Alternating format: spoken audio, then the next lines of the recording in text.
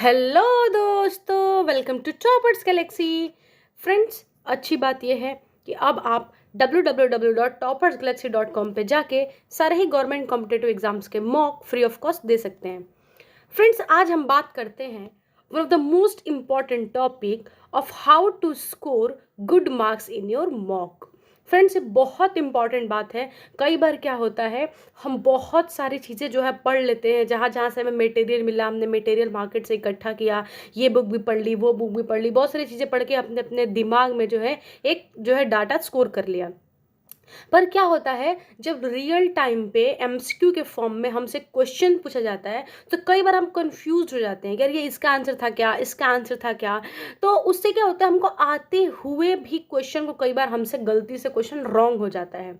तो फ्रेंड्स, पढ़ना बिल्कुल सही है, अपने तरीके से जो भी आपको मिले वो तो पढ़िए ही, पढ़ते रहिए, ठीक है। लेकिन मॉक लगाने की भी अपनी एक स्ट्रैटेजी है, अपना एक तरीका है कि आप किस तरीके से जो है अपने क्वेश्चन पेपर को देखें, किस तरीके से जो अपने क्वेश्चन पेपर को सॉल्व करें, ताकि जो है अपने क्वेश्चन पेपर में आप एक अच्छा स्कोर लेके आ पाए। इसकी भी एक अपनी स्ट्रैटेजी होती है, आप अलग तरीके से इसको एक स्ट्रेटेजाइज करना होता है। बिल्कुल पढ़ाई पढ़ते रहना है, वो तो करते रहना है, उसके बिना मॉक लगाए कोई मतलब नहीं है। आप पढ़ते रहिए, साथ में मॉक लगाते रहिए। डेफिनेटली आपके जो है मॉक में आप देखोगे कि आपको एक इन्हांसमेंट देखने मिलेगा, आप डेफिनेटली एक अच्छा स्कोर कर पाएंगे। तो चलिए वीडियो को स्टार्ट करते हैं। डेफिनेटली वीडियो के लास्ट तक बने रहिए, आपको बहुत सारी चीज़ें पता चलेगी। वीडियो अच्छी लगेगी तो वीडियो को लाइक कीजिएगा, चैनल को सब्सक्राइब कीजिए। जैसा कि आप सबको पता है, हम डिटेल से रिलेटेड बहुत सारे इन्फॉर्मेशन हमेशा लेके आते रहते हैं, तो आप डेफिनेटली वहाँ पे भी जाके देख सकते हैं, ठीक है। चलिए वीडियो स्टार्ट करते हैं। फ्रेंड्स, अगर हम बात करें मॉक टेस्ट की, तो सबसे पहले आपको क्या करना है फ्रेंड्स, सबसे पहले आपको ध्यान देना है कि जब भी आप मॉक सॉल्व कर रहे हैं, ठीक है, तो आपको ध्यान देना है कि कौन सा जो टॉपिक है उसमें आपकी स्ट्रेंथ है, और ध्यान देना कि कौन सा जो टॉपिक है जो आपकी वीकनेस है। इसका क्या मतलब हुआ? इसका मतलब ये हुआ कि अगर आप मॉक देते हैं तो कोई भी एक सेक्शन ले लीजिए, मान लीजिए कोई सेक्शन 1 ले लीजिए, आप रीजनिंग का सेक्शन ले लीजिए। रीजनिंग का सेक्शन में आप देखेंगे कि कुछ टॉपिक्स तो ऐसे हैं जिनके जो क्वेश्चन है आपसे गलत नहीं होते, आप मैक्सिमम टाइम उन क्वेश्चन को सही कर सकते हो। देखो, इसकी कोई गारंटी नहीं देता कि अगर आपको टाइम एंड क्लॉक आता है तो आप कभी भी उस क्वेश्चन को रॉन्ग नहीं करोगे, इसकी कोई भी गारंटी नहीं है। हो सकता है कि एग्जाम में क्वेश्चन कुछ घुमा के दे हो सकता है उस वक्त आपका मूड ठीक ना रहा हो, कुछ अनकंफर्टेबल फील कर रहे हो, या फिर जो पर्टिकुलर वो चीज़ जो उस क्वेश्चन में चाहिए वो आपको क्लिक ना की हो, ये भी पॉसिबल है। तो उस वक्त आपसे वो क्वेश्चन छूट जाए, ये पॉसिबिलिटी है। देखो, इसको कोई निगलेक्ट नहीं कर सकता, ठीक है, ये होता है। एग्जाम में कई बार क्या होता है कि इतना हमको स्ट्रेस रहता है कि आता हुआ क्वेश्चन भी गलत हो जाता है कई एक बार, ठीक है।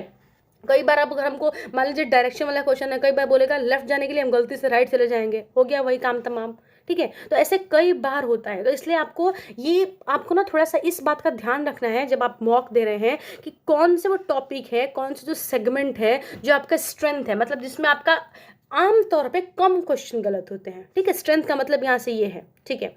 वीकनेस की बात करें तो यहाँ पे वीकनेस का क्या हमारा मतलब है, वीकनेस का मतलब ये है कि आप ये देखें कि कौन से टाइप के क्वेश्चन आपके गलत होते ही होते हैं। जैसे कई लोगों को क्या होता है, कई लोग जो है एक टाइप के क्वेश्चन जो होता है ना उनका गलत ही होता रहता है, तो हमको क्या करना है, वहाँ पे उसको इम्प्रूव करने की जरूरत है। मान लो अगर आप क्वेश्चंस कर रहे हैं, आपको पता है कि हमसे जो ब्लड रिलेशन वाले क्वेश्चन है वो रॉन्ग हो जाते हैं, मेरे से नहीं बनते हैं ब्लड रिलेशन के क्वेश्चन। तो आपको क्या करना है, ब्लड रिलेशन के क्वेश्चन को अलग से प्रैक्टिस करना है ना। पहले के आए हुए क्वेश्चन PYQ हो गए, या फिर और भी आप कोई भी बुक ले लीजिए, उस बुक से जितने भी क्वेश्चंस दिए हुए हैं एटलीस्ट आप उसको प्रैक्टिस कीजिए।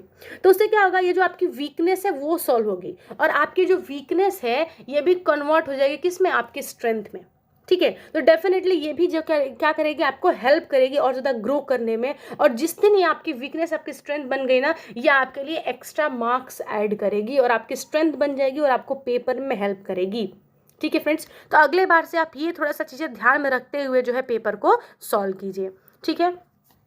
इसके बाद हम दूसरे टॉपिक की बात करते हैं, यूज़ वेरियस प्लेटफॉर्म्स। ये क्या है फ्रेंड्स, ये हम इसलिए बात कर रहे हैं कि कई एक बार क्या होता है कि हम एक ही प्लेटफॉर्म पे स्टिक रहते हैं, एक ही प्लेटफॉर्म पे हम स्टिक रह के उसी के ऊपर हमेशा मॉक टेस्ट देते रहते हैं। वहीं पे कभी कम मार्क्स आते हैं तो हम उदास हो जाते हैं, कभी अच्छे मार्क्स आते हैं तो खुश हो जाते हैं। फ्रेंड्स, हमें ऐसा बिल्कुल नहीं करना है, हमें कभी भी किसी भी एक प्लेटफॉर्म पे जो है रिलाई नहीं करना है।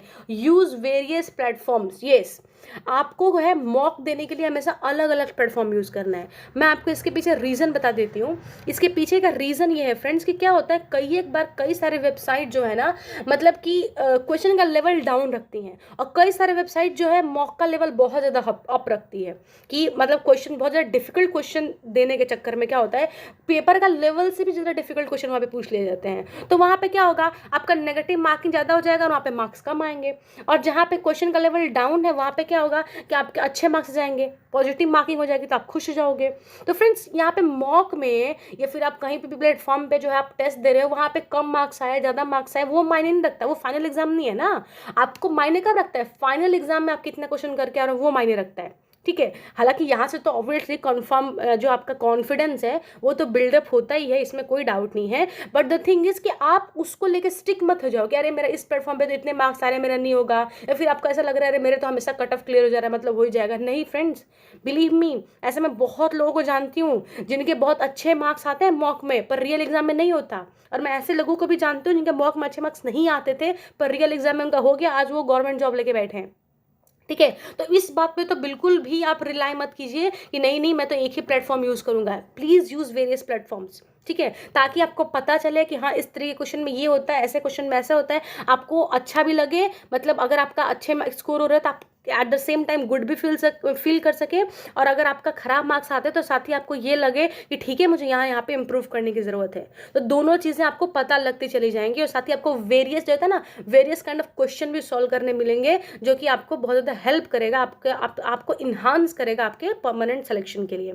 ठीक है, don't set the target. Yes friends, ये मैं क्यों बोल रही हूँ, कई बार क्या होता है ना, हम अपने आप को ना जो है क्या बोलते हैं, माइंड मैप कर लेते हैं। क्या माइंड मैप करते हैं, हमको लगता है कि नहीं नहीं मेरा अगर मान लो कि 200 नंबर का अगर टीजीटी का एग्जाम है तो मेरे तो जो है 130 मार्क आने ही चाहिए। अब 130 मार्क आने चाहिए और मेरा आ गया मान लो 90 मार्क, तो मैं बुरा फील करने लग जाऊंगी, अरे कितना बुरा लग रहा है मुझे। देखो सबको लगता है सबको बुरा है, ऐसा नहीं है, पर अपने आप को टारगेट मत दो, आप ऐसे ही देते चले जाओ देते चले जाओ, ऐसे करते करते करते करते आपका हो जाएगा, आप परेशान मत हो। ठीक है, मैं आपको अभी आगे वाले टाइम में स्ट्रैटेजी बता रही हूँ, साथ ही वीक और स्ट्रेंथ हमको एरिया फाइंड आउट करना, ये भी एक तरीका है। वेरियस प्लेटफॉर्म हो सकता है कि अगर आपने जो है मैंने टारगेट फिक्स कर दिया 130 का, और मैंने उस वक्त जो एट अ टाइम जो मॉक दे रही हूँ मॉक बहुत टफ हो सकता है बहुत ज़्यादा टफ है। ठीक है, तो उसमें मेरे मार्क्स कम आए तो यहाँ पे मैं फिर मेरा 2 दिन खराब जाएगा यही सोचते में। तो ऐसा टारगेट मत दो अपने आप को। ठीक है, जितने भी मार्क्स है आप एक्सेप्ट करो, वो सीखो और आगे बढ़ो। ठीक है, यहाँ पे अपसेट होने की जरूरत नहीं है बिल्कुल भी कि नहीं उदास होकर 2 दिन अपना खराब किया, नहीं। ठीक है, and the most important thing आपको क्या करना है फ्रेंड्स, अपने ना एक नोटबुक या 2 पन्ने ना मेंटेन करके रखना है। क्यों, क्योंकि उसमें आपको ये लिखना है कि मेरे क्या क्या वीकनेस है, मेरे कौन से क्वेश्चन गलत हो रहे हैं, कितने क्वेश्चन गलत हो रहे हैं। ये सब चीज़ें थोड़ा सा आप लिख के रखोगे ना, थोड़ा आपके माइंड में क्लियर रहेगा कि हाँ मेरे यहाँ पे ये चीज़ें मिसिंग हो रही थी, ये चीज़ें लैक कर रही है, तो मुझे यहाँ पे काम करना है। तो ये थोड़ी थोड़ी चीज़ें, छोटी छोटी चीज़ें आपको इन्हांस करने में, आपको ग्रो करने में आपकी हेल्प करती हैं। ठीक है फ्रेंड्स, चलिए अब ये है कि how to attempt the paper. Friends ये भी अपने आप में एक बहुत बड़ा स्किल है कि हमको किस तरीके से जो है अपने पेपर को अटेम्प्ट करना चाहिए। देखिए DSSB की अगर हम बात करें तो DSSB में जो है कई एक बार आप देखोगे कि ये हमको बहुत ज़्यादा स्ट्रैटेजी लगाने की ज़रूरत नहीं पड़ती है एज सच। क्यों, क्योंकि DSSB में सब कुछ ना फिक्स्ड आता है। अगर पहले आना है रीजनिंग तो पहले रीजनिंग आएगा, आराम से आप रीजनिंग के क्वेश्चन करो, 20 मार्क किया सबमिट करोगे तो ही नेक्स्ट सेक्शन में बढ़ोगे। फ्रेंड्स मैं आपको बता दूं, कई लोगों को ये बातें नहीं पता होती, एग्जाम में जाके देखते हैं तो समझते हैं कि अरे ये क्या हो गया हमारे साथ। ठीक है, क्योंकि बाकी जगह पे ऐसा नहीं होता है। आप कोई भी टीचिंग एग्जाम देने चले जाओ ऐसा नहीं होता है। आपको पूरा पेपर जो है, मान लो आप क्वेश्चन नंबर 1 पे हो तो आप क्वेश्चन नंबर 50 पे भी जा सकते हो, आप क्वेश्चन नंबर 40 पे भी जा सकते हो। पर DSSB का पेपर में आप ऐसा नहीं कर सकते हो। टीचिंग के पेपर में आपको क्या करना पड़ेगा, मान लो आपके रीजनिंग का जो सेक्शन है वो खुला तो 1 to 20 मार्क जो है रीजनिंग है, तो आप सिर्फ 1 से 20 मार्क तक ही स्किप कर सकते हैं। आप क्वेश्चन नंबर 21 पे नहीं जा सकते हो।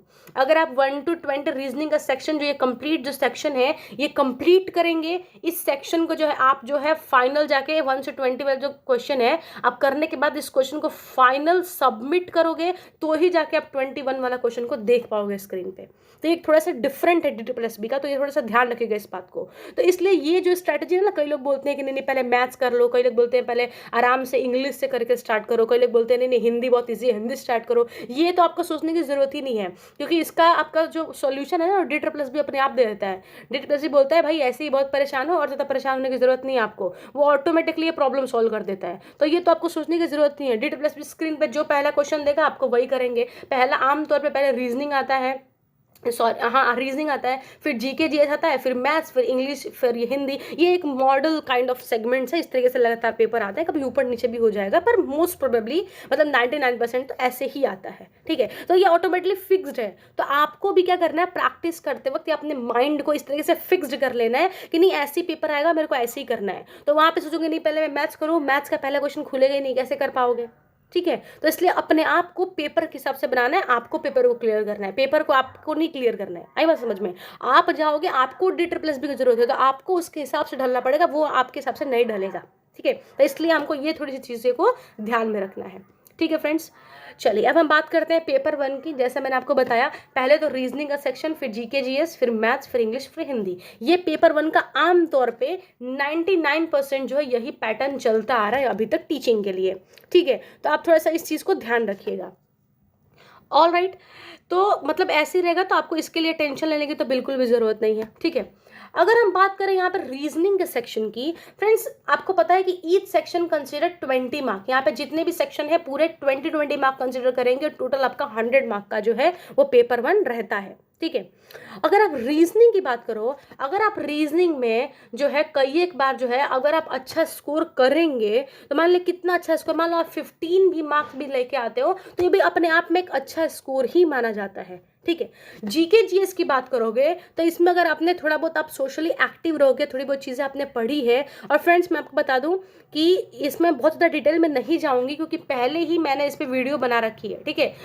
हाउ टू स्कोर पेपर 1, ठीक है, how to score good marks in paper 1, पहले ही हमने इसकी स्ट्रेटेजी के ऊपर डिस्कस किया हुआ है। जिनको नहीं पता है जाके वीडियोस देख लीजिए वो, ठीक है। डेफिनेटली आप जाकर वीडियो देखें, वहाँ पे आपको पेपर 1 की स्ट्रेटेजी पता चल जाएगी, ठीक है। यहाँ पे हम मॉक में इन्हांस करने की स्ट्रेटेजी के बारे में बात करने वाले हैं, तो उसके बारे में हम सिर्फ बात करेंगे, ठीक है। तो यहाँ पे जो है रीजनिंग में अगर 15 मार्क भी अगर स्कोर कर पा रहे हो तो ठीक है। उसके बाद आप ध्यान रखो किस सेगमेंट में रॉन्ग हो रहा है, उस सेगमेंट के क्वेश्चंस आप कीजिए, ठीक है। जीके जीएस में डेफिनेटली कोई भी गारंटी नहीं देता है इतने मार्क्स स्कोर कर लेंगे, कोई भी अपने आप की गारंटी नहीं करता। देखो आप जीके जीएस कितना भी पढ़ लो, डिपेंड करता है आपके जो भी स्क्रीन पे एट अ टाइम एग्जाम के टाइम में जितने क्वेश्चन आ रहे होंगे, अगर उसमें से आपको आते हैं तो मतलब आपका जीके जीएस आता है, नहीं आता है मतलब नहीं आता है। It's not about the GK GS everything, ठीक है। आप कितना भी पढ़ के चले जाओ भाई, कितना भी पढ़ के चले जाओ, ठीक है, उस वक्त स्क्रीन पे आता हुआ क्वेश्चन, जो भी स्क्रीन पे आता हुआ क्वेश्चन अगर आपको आता है इसका मतलब है कि आपको आता है, नहीं आता है तो नहीं आता है, सीधी सी बात है, ठीक है। तो इस तरह की चीज़ है। तो उस वक्त नहीं आता है तो आप नेगेटिव मार्किंग करोगे, 0.25 नेगेटिव मार्किंग कटेगा और 1 मार्क वो जो क्वेश्चन का है वो तो जाएगा ही, 125.2 मतलब 1.25 मार्क्स आपके यहाँ पे निगलेक्ट हो जाएंगे, सीधी सी बात है। तो थोड़ा सा इसको ध्यान रखते हुए हमें काम करना है, ठीक है। मैथ्स की बात करें, मैंने आपको बताया हुआ है ऑलरेडी कि कुछ कुछ टॉपिक्स हैं, मैंने आपको 8-10 टॉपिक बताए हुए हैं, उन 8-10 टॉपिक पर पढ़िए, डेफिनेटली आपका हो जाएगा, ठीक है। इंग्लिश की बात करें, इंग्लिश में भी आपको प्रैक्टिस करते रहना है, प्रैक्टिस करते रहना है। देखो लैंग्वेज जो है is all about the practice along with the maths and reasoning too, ठीक है। तो आप जितना ज़्यादा करोगे ना आपको उतना ज़्यादा नए टाइप ऑफ क्वेश्चन देखने मिल जाएंगे। अगर आपके जनरल इंग्लिश की बात करें, यहाँ पे पैसेज भी आते हैं, यहाँ पे पैसेज के 5 क्वेश्चन, हिंदी में भी 1 पैसेज आता है, तो जो पैसेज के 5 क्वेश्चन है वो लास्ट में आमतौर पर आपको देखने मिलता है, ठीक है। तो इंग्लिश और हिंदी में आप क्या करोगे कि जितने भी आपको फिलअप्स मैचअप्स ये सब आता रहता है, PQRS ये सब करते चले जाओ।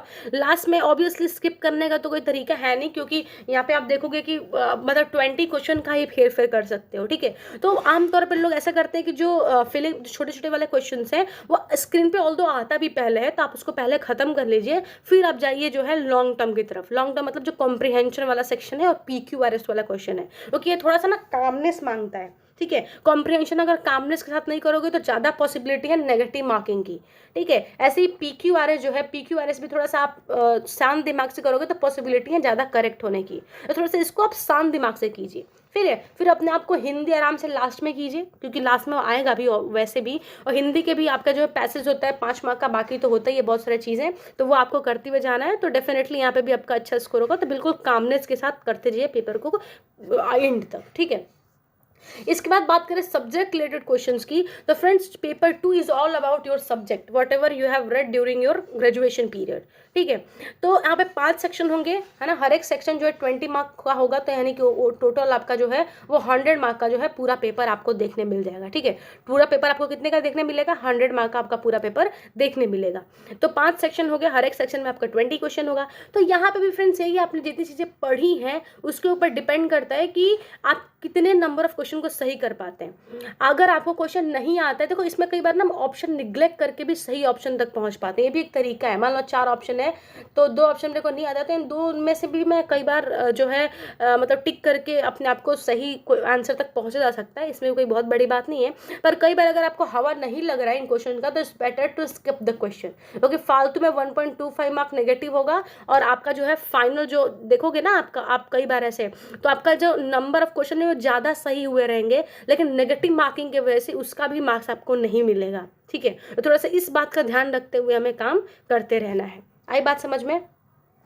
तो ये चीज़ें रही फ्रेंड जो मैंने मुझे आपको बताना था, तो इस तरीके से हमने बता दिया। साथ ही अगर आपको कोई भी डाउट है डेफिनेटली आप कमेंट बॉक्स में करके पूछ सकते हैं, ठीक है। तो मुझे ये चीज़ आपके साथ डिस्कस करनी थी, तो मैंने आपको बताया, ठीक है। Thank you so much friends, I hope आपको मेरी वीडियो अच्छी लगी होगी। वीडियो को लाइक कीजिए, चैनल को सब्सक्राइब कीजिए।